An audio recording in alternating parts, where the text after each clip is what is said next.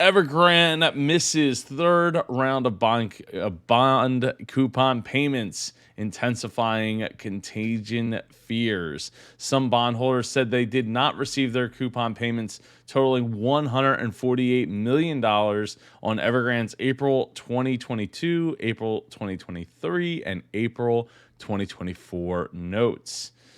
Let's see. China Evergrande Group on Tuesday missed its third round of bond payments in 3 weeks, intensifying market fears over contagion involving other property developers, as a wall of debt payment obligations come due in the near term. Some bondholders said they did not receive coupon payments totaling 148 million as of Tuesday, following the other two payments that were missed in September. That puts investors at risk of large losses at the end of the 30-day grace period, as the developer wrestles with more than $300 billion in liabilities. Evergrande did not immediately respond to a request for comment. A total of 101.2 billion bonds issued by Chinese developers will be due in the next year.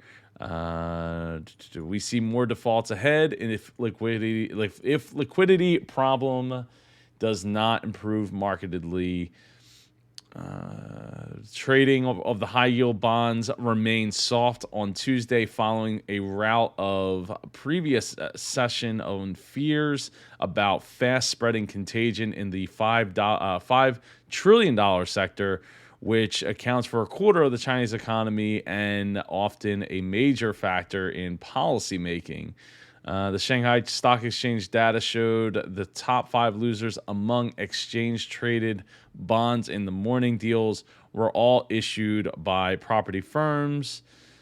And then it goes on to talk about others. I'll link the full article down below in the description.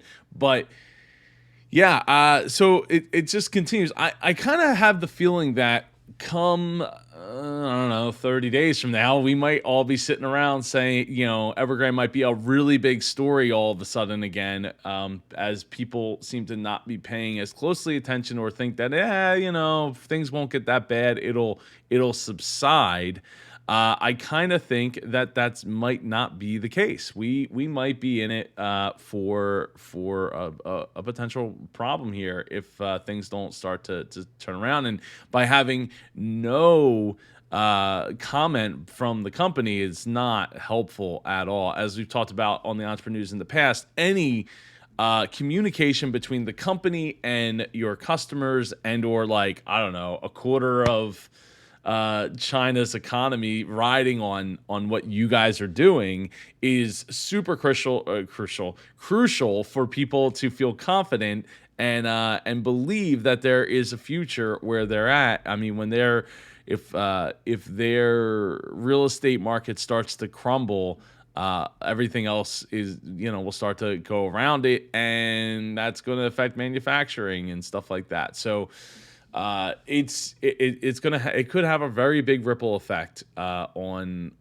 everyone. Everyone from the small business owner here in America to the small business owner in Europe. The ripple effect of China not making its debt, or in this case, Evergrande Group, not making its debt clear,